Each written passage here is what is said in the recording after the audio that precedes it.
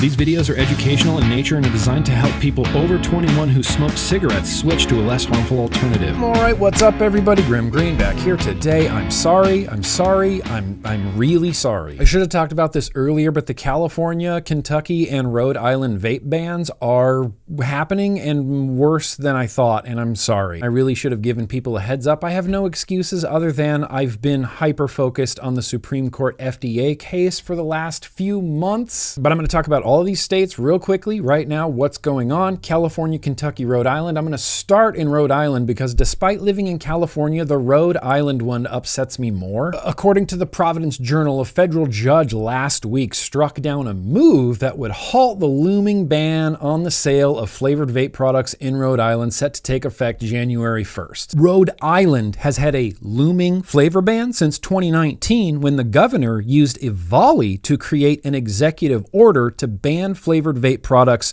to protect the youth. Fast forward to January 2025, and what Rhode Island basically did was codify that executive order into law, making the flavor ban permanent. Two of the local businesses did try to sue to stop the enforcement of this executive order, but the judge basically told them, hey, we don't care. This is to protect the youth. We think you're selling poison to kids anyway, so politely shove your business up your ass. Kryptonite, who'd been running a store in Rhode Island for the last 10 years, posted a very heartbreaking post about having to shut down due to this law. And if you want some real brain rot comments, you should go check out that Twitter thread. Menthol and tobacco flavors can continue to be sold in the state, but there's a 50 cents per milliliter tax on them, regardless of the nicotine content for pre-filled pods, and a 10% wholesale tax on all other unflavored vape products. Rhode Island doesn't even have an exemption for FDA authorized products. They don't have a PMTA registry list. This is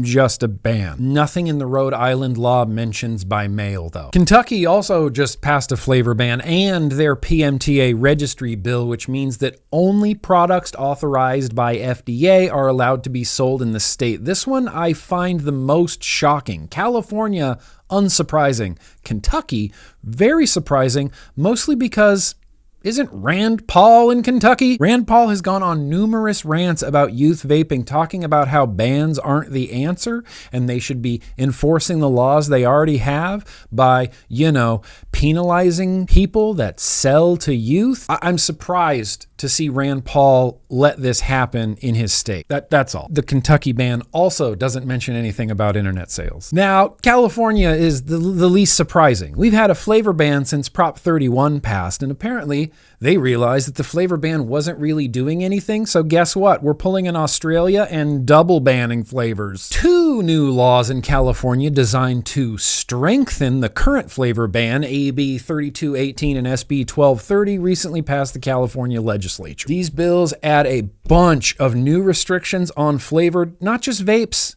pouches too? California's scared of nicotine pouches? In addition to a flavor ban that we've already had for a year now, we also get several new restrictions, including California is changing the definition of nicotine to include synthetic nicotine and nicotine analogs like meditine, nixamide, changes the definition of characterizing flavor to include synthetic coolants, creates a master unflavored tobacco list of legal products to be published by the Attorney General no later than December 31st, 2025. No product not on the list can be sold in California, including online. Empowers the Attorney General to exclude from the list any vaping product not authorized by FDA. Empowers state agencies and state and local law enforcement agencies to seize products that violate the law and impose on-the-spot fines for each seized item. Preserves the power of local government to pass laws more restrictive than the state's own laws. This unflavored tobacco list is essentially California's version of a PMTA registry list. It includes FDA authorized products, but can also include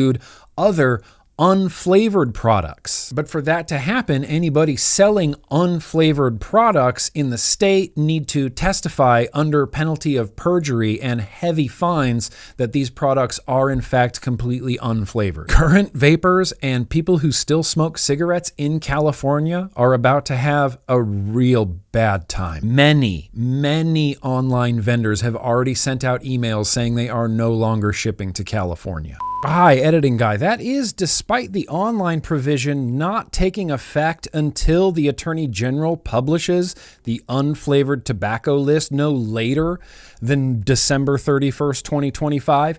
It's the government, and they don't exactly pride themselves on efficiency, so I'm assuming it might take up until at least December 31st, 2025 for the online provision to kick in. That's just a guess. Back to the other guy. Over 50% of all of the cigarettes consumed in California are illicit cigarettes, smuggled in from neighboring states. That's already happening. So the idea that we're going to double ban vaping and not expect some sort of illicit smuggled in market to happen in California, that's fantasy talk. That's crazy to me. California, Rhode Island, Kentucky are all about to become real big illicit markets, because that's what bad regulations create. I don't know what can be done in these states other than contacting elected officials. The only thing I see possibly backfiring with all of this legislation, and this is a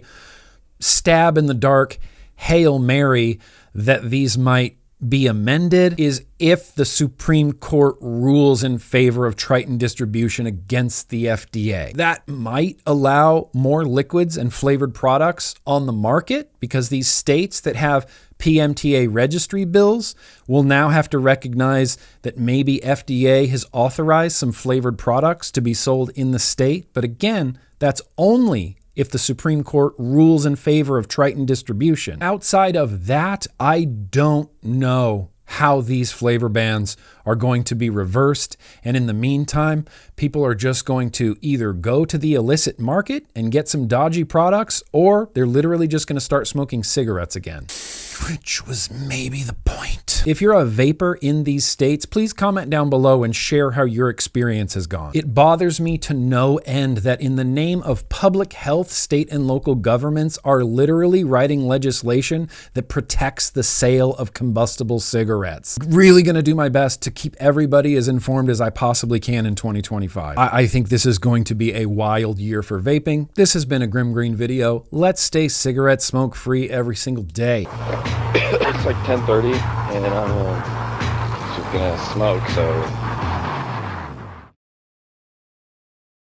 Great.